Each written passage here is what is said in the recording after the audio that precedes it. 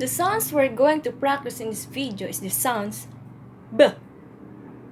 Again, B.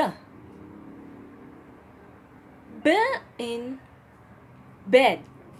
Again, bed.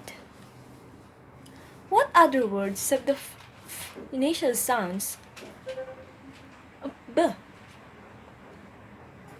Fable. Again, fable.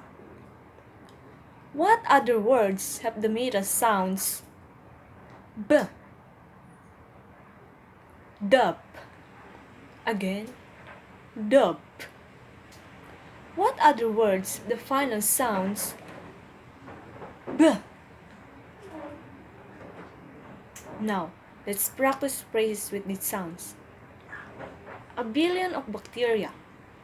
Again, a billion of bacteria.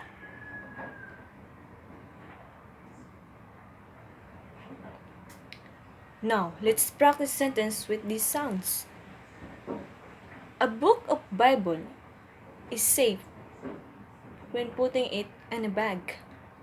Again, a book of Bible is safe when putting it on a bag. I hope you enjoy our practice. Thank you for listening. Goodbye.